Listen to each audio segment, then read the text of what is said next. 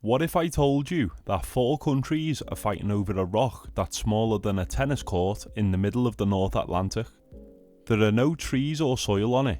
You couldn't even build a house on it if you tried.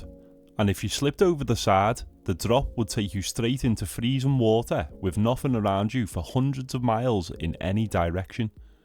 But still, 4 sovereign nations have spent decades locked in a quiet, bitter struggle over who owns it.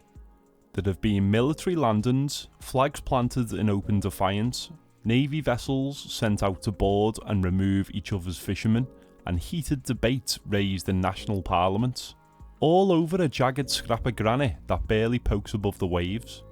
So why does anyone care about a rock nobody can even stand on properly? And why has it caused such a huge legal headache for 4 nations? It's called Rockall.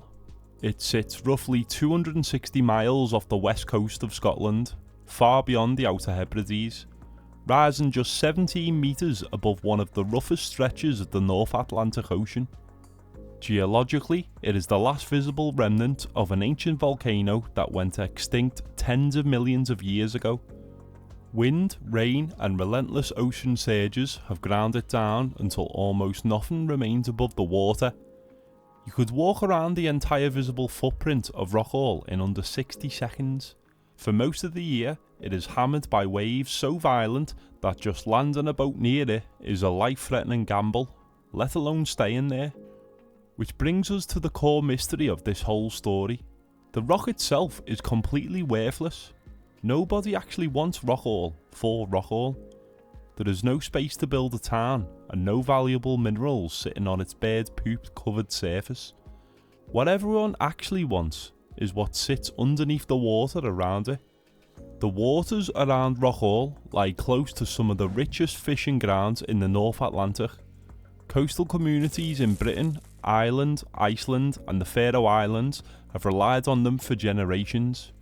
Worse still for international relations, modern geological surveys suggest the ocean floor beneath it sits on top of vast untapped oil and gas reserves worth tens of billions of dollars. Under traditional maritime thinking, whoever legally owns a piece of land gets to claim an immense circle of the ocean and seabed surrounding it. So a lump of granite that no human could ever live on became, overnight and on paper, worth a genuine fortune to whichever government could make its claim stick. Britain moved first. In September 1955, in the tense atmosphere of the early Cold War, the British government quietly dispatched a small team of Royal Marines aboard the HMS Vidal. Their target was not a Soviet submarine or an enemy outpost, it was Rockall. The British military was deeply concerned that if they didn't claim the rock, a foreign power, or worse, the Soviet Union, might drop surveillance equipment on it or monitor British missile tests from the nearby rocket range at South Uist. Under treacherous sea conditions, a helicopter lowered 3 Royal Marines and a civilian scientist onto the slick rock face. They hoisted the Union Jack, cemented a brass plaque into the granite, and declared sovereignty in the name of Queen Elizabeth II. It was a strange, almost surreal military operation to carry out at an empty sea stack. But London wanted its ownership firmly on the international record before anyone else had the chance. The trouble was, nobody else bought it. Ireland flatly refused to recognise Britain's claim to the rock. Iceland rejected it outright. And Denmark, acting on behalf of the self-governing Faroe Islands, lodged its own formal objections over how the surrounding continental shelf should be carved up. For years the dispute simmered as a low-level diplomatic headache. The kind of geopolitical oddity that gets brought up at international summits, chuckled at and then quietly shelved, because nobody was in a hurry to ignite a real crisis over a wet uninhabitable rock. Then Britain doubled down. In 1972, the Parliament in Westminster passed the Island of Rockall Act. With it, Britain formally annexed the rock, officially declaring it part of the county of Inverness in Scotland. For a while, it looked like Britain had won. Parliament had formally annexed Rockall. Nobody had physically removed the British claim, and on paper, the dispute appeared to be settling down. But appearances were deceiving. The nearest inhabited land was still more than 200 miles away on northeast in the Outer Hebrides. Britain had claimed sovereignty over a place it could barely reach, let alone govern. Britain wanted the waters west of Scotland. Ireland relied heavily on the same fishing grounds for its Atlantic fleet. Denmark's interest came through the Faroe Islands, whose economy depends heavily on the fishing in the North Atlantic.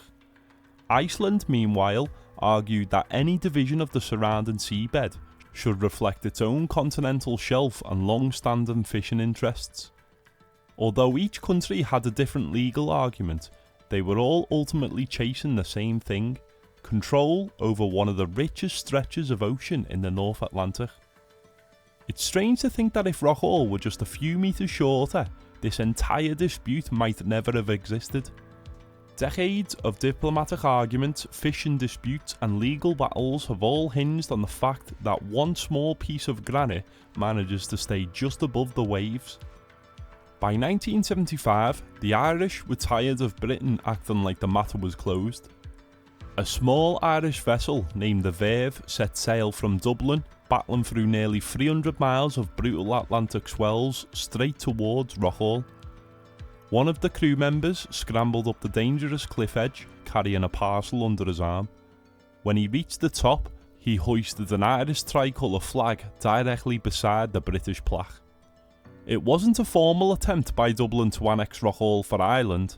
Ireland has consistently maintained that no country should own it. Instead, it was a deliberate middle finger to London. The message was clear: you don't get to just plant a piece of metal on a rock and tell the rest of the world the argument is over. Then in 1982, the United Nations dropped a legal bomb that completely upended the entire chessboard. As part of the UN Convention on the Law of the Sea, world leaders agreed on Article 121, Paragraph 3. It contained a single sentence that was almost tailor-made to destroy Britain's legal strategy. Rocks which cannot sustain human habitation or economic life of their own shall have no exclusive economic zone or continental shelf. Overnight, Britain's legal argument became far weaker. The claim to the rock remained, but the vast economic zone London had claimed for themselves suddenly looked much harder to justify. Owning the physical rock no longer granted control over the vast lucrative oceans around it. The golden ticket was gone. Which brings us to the most absurd chapter of the whole saga.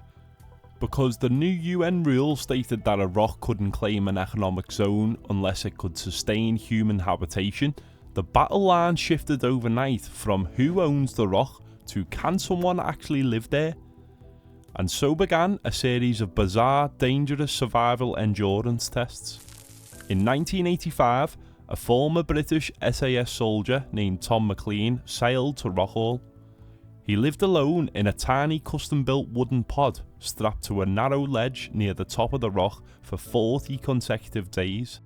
His goal was to prove to the world that Rockall was habitable, and therefore Britain's massive maritime zone should be reinstated. In 1997, Greenpeace activists occupied the rock for 42 days to protest offshore oil exploration, declaring it the independent micronation of Waveland. More recently, in 2014, British adventurer Nick Hancock spent 45 days living in a plastic pod on the rock, setting a new solo survival record. Think about the sheer madness of that. Human beings voluntarily freezing in tin cans on a jagged sea stack in the middle of the Atlantic, risking their lives purely to help lawyers argue that a barren rock isn't quite as barren as international law says it is. Today, the standoff around Rockall hasn't disappeared. It has simply shifted into the water. Scottish patrol ships regularly intercept and board Irish fishing vessels near Rockall, sparking fresh headlines, diplomatic rows and angry debates in Dublin and Edinburgh. The rock remains a flashpoint because, behind all the legal technicalities, the fish are still swimming and the oil is still down there lying beneath the seabed. What Rockall really shows us is that our ancient territorial instincts haven't changed at all. We like to think of the 21st century as an era of settled borders, digital maps and international diplomacy. But the moment you drop a single patch of financial value into the ocean, all of that sophistication peels away. 4 nations, 70 years of diplomatic posturing, navy landings, flag swaps and survival stunts, all fought over a piece of stone you could walk around in less than a minute.